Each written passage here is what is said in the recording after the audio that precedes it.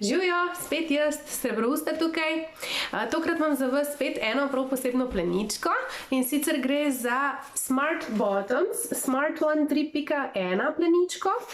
Jaz sem jo vzela v vzorčku Jurassic, tele dinozavrčki, oziroma podarila mi jo je Barbara iz spletne strani www.pralne-pleničke.si. Tam jo lahko tudi vi najdete. Gre za pleničko univerzalne velikosti oziroma se jo lahko nastavlja. Prav tako, kakor Smart Bottoms Dream 2.0 ima tale kar 4 nastavitve velikosti, se pravi 3 gumbke, v katere lahko zapnete in pa eno, ko jo spustite. Kljub temu je pa primerna tam nekje od 4,5 kg naprej. Tako da dajte počakati še kakšno kilco več za malo boljše prileganje same pleničke. Gre za sistem vse v enem, se pravi nič več ne rabite dodajati ali pa odvzemati. Plenička taka kot je, jo preprosto namestite. Zgleda pa takole, ima neko osnovno upojno jedro, na katerega je pa prišit še dodaten vložek.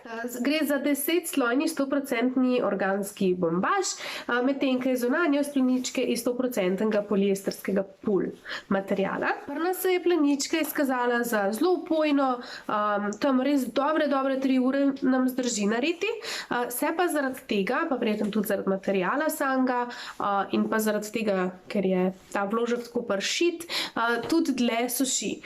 Suši se približno tako dolg, kot Bum Genius Elemental plenička, ki je tudi vse v enem, prav tako ima pršit vložek, tako da to bi bila edina taka slabost te pleničke. So pa zelo fajne elastike, res lepo objamejo nogice in res pride ozka med nogami in pa tudi mečke na naritki, kakor bomo lahko vsi pogledali zdaj na našem malem svitsterku. Takole, evo, svitsterk in pa plenička Smart One 3.1 v polni pripravljenosti. Pejmo malo iz tega boka donec, da ne bomo samo po eni strani premikali. Se pravi, poravnamo zadnjo elastiko oziroma ta zadnji šiv z popkom. Pripeljemo sprednji del gor do popka, oziroma čez popek pri večini pleničk in zapnemo najprej eno krilce, jaz ponavadi spodnji gumbek, da nogice objame najprej zapnem, potem pa še ta zgornjega, joj, ko bi moj mali svetovit tudi tako sodeloval. In to je to. V bistvu tole mičken zarotiramo, to je pri svitsterku treba malo večkrat ponoviti, kakor pri otroku, ki ima mičken prožnejše nogce, vse, ne? Tule navzgor zavihamo, se dotaknemo prstov, takole, še tukaj pri robu, ne pozabiti. Vmes med trebuščkom in pleničko naj bo za 2 prsta prostora. Zdaj, zakaj me dostikrat vpraša, zakaj pa ne en prst?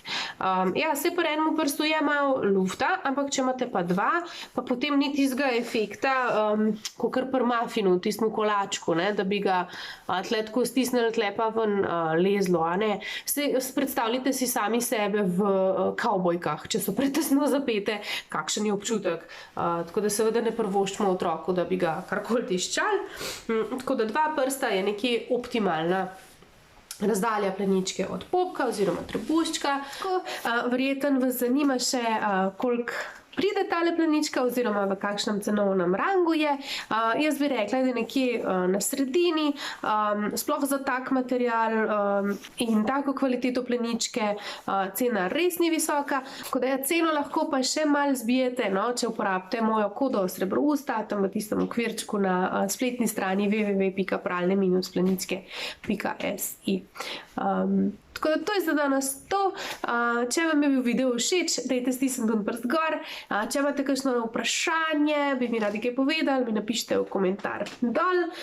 Tudi če bi vas recimo zanimali, kako bi pa ta plenička se obnašala, oziroma če bi jo primerjala s kakšno drugo pleničko, s katero bi jo radi videli bok o bok.